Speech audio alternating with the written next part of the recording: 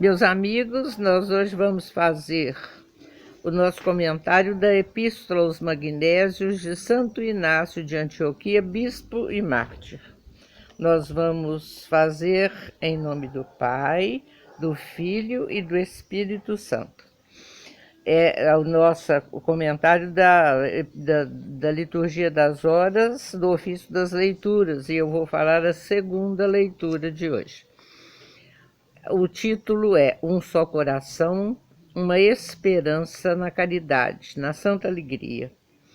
Por que Santo Inácio deu esse título? Porque ele vai ensinar para nós os caminhos que o Pai seguiu para fundar a Santa Igreja. Ou melhor, nós vamos comentar os caminhos. Ele vai falar da fundação da Santa Igreja e da autoridade da Santa Igreja. A obediência que nós devemos ter a ela e tudo que nós fizermos ser em nome dela. Então, o que aconteceu? Vamos pensar, vamos lembrar lá no princípio do Gênesis, quando Deus fez o mundo. Ele fez Adão, que estava lá um corpo inerte, de barro, sem alma. E Deus soprou a alma em Adão. E Adão, então, se tornou um ser vivente, que deu origem a todos nós. A mesma coisa Deus fez com a igreja dele. Ele foi fundando a igreja no decorrer do tempo, no decorrer dos séculos, através dos profetas, dos ensinamentos, das pessoas que agiam em nome dele e por ordem dele. E depois que esse corpo já estava delineado, ele trouxe Jesus, e foi Jesus a alma da igreja, foi Jesus que veio, que ensinou o que tinha que ser feito para que nós tivéssemos a igreja e vivêssemos em obediência a ela e por amor a ela. Deus tinha em mente 3 coisas quando ele fez a igreja: santificar, ensinar e governar. Como é que ele santificou? Ele ensinou os sacramentos, ele deixou aqui os sacramentos delineados, tudo já pronto para que nós observássemos. Jesus ensinou todos. Olha, o que ele falou? Vamos ver uns exemplos. Jesus falou assim, em Mateus 28, e depois ensinai a todos os povos, ensinando-os a observar todas as coisas que vos mandei. Depois, ainda em Mateus 28, ele falou, isto é meu corpo, fazei isto em memória de mim. Em Lucas 22, aqueles a quem perdoardes os pecados, eles seriam perdoados. Aqueles a quem os retiverdes, ser-lhes-ão retidos. O que ele ensinou aí? Já os sacramentos, alguns dos sacramentos. E ele ensinou todos e deixou todos. Nada foi inventado nem criado pela igreja, como alguns pensam. Tudo foi feito, ensinado por Jesus em nome de Deus. Depois ele ensinou a governar. Olha, não, primeiro ele ensinou a ensinar, era o principal, porque sem ensinamento ninguém saberia de onde é nem o que fazer. Ele falou, e depois, ensinai a todos os povos, ensinando-os a observar todas as coisas que vos mandei. Então, ensinar e governar. Governar. Se recusar a ouvi-los, diz-lhe a igreja.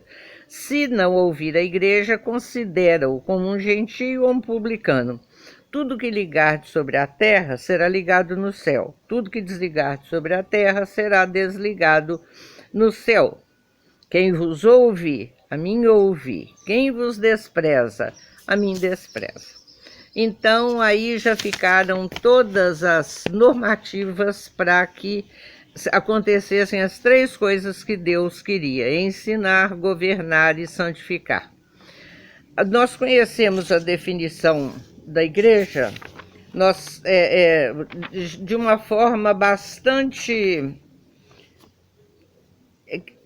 difícil até de entender. Fala assim, no catecismo, em todo lugar.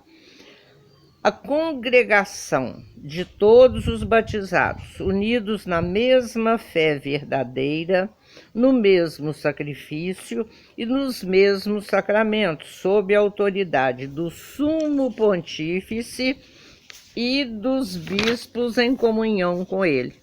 Sim, de onde veio o sumo pontífice, de onde vieram os bispos em comunhão com ele? Nós sabemos de onde veio o primeiro sumo pontífice. Foi Pedro, né? Jesus escolheu Pedro, que apesar de turrão, teimoso e desobediente muitas vezes, ele sabia com que ele estava lidando e ele confiava em Pedro. E ele falou com ele assim: bem-aventurado és, Simão, filho de Jonas.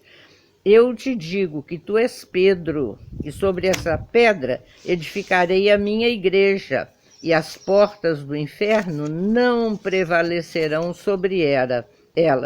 Eu te darei as chaves do reino dos céus. Apacenta os meus cordeiros, apacenta as minhas ovelhas. Então estava fundada a nossa igreja e estava escolhido o nosso primeiro Papa, o nosso representante de Deus aqui na Terra. E esse Papa tem o poder de escolher outras pessoas que irão ajudá-lo, que são os bispos. Quem seriam os bispos? Os outros discípulos. Aqueles discípulos eram os bispos do futuro, né? Pedro foi a pedra e os bispos são os sucessores dos apóstolos. Eles seriam capazes de fazer tudo sozinhos? Não. Provavelmente não, com certeza não. Eles não teriam acesso às pessoas todas, a vida das pessoas, a comunhão tão de perto com as pessoas.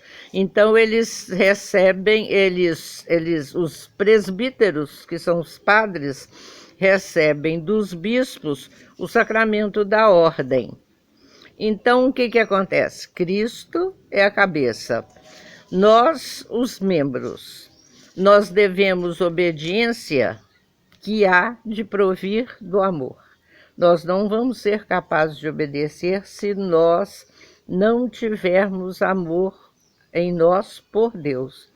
Então, a igreja somos nós.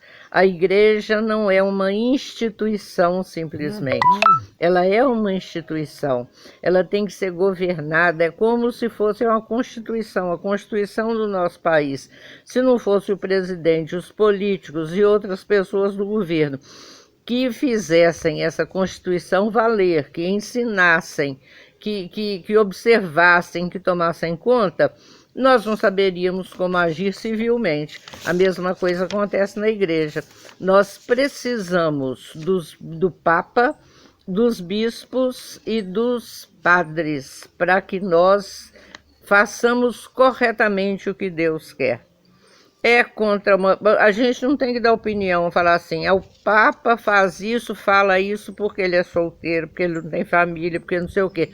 Nada disso, o Papa está falando em nome de Deus.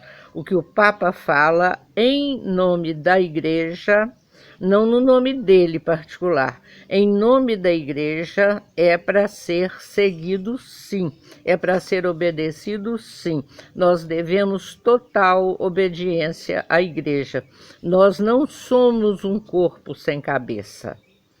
A cabeça é Jesus. Quem está representando Jesus aqui é o Papa. Então nós precisamos do Papa, dos bispos e da igreja para que as coisas corram bem, segundo a vontade de Deus. E a nossa oração de hoje vai falar exatamente sobre isso, desse nosso serviço. Nós viemos para servir também. Nós também recebemos a nossa missão. Então, oremos. Sede unânimes, compassivos, cheios de amor fraterno, misericordiosos, modestos, humildes, porque a isto fostes chamados, a serdes herdeiros da bênção. Amai-vos uns aos outros com amor de irmãos, antecipai-vos em gestos de apreço, servindo ao Senhor, porque a isto fostes chamados, a serdes herdeiros da bênção. Nós já fomos chamados a isso no momento em que nós fomos batizados. E estamos passando o resto da nossa vida recebendo mais e mais sacramentos e ensinamentos, para que nós possamos ser perfeitos. Tentemos, como Deus quer que nós sejamos perfeitos. Fiquem com Deus. Até a próxima vez. Em nome do Pai, do Filho, do Espírito Santo. Amém. Paz e alegria.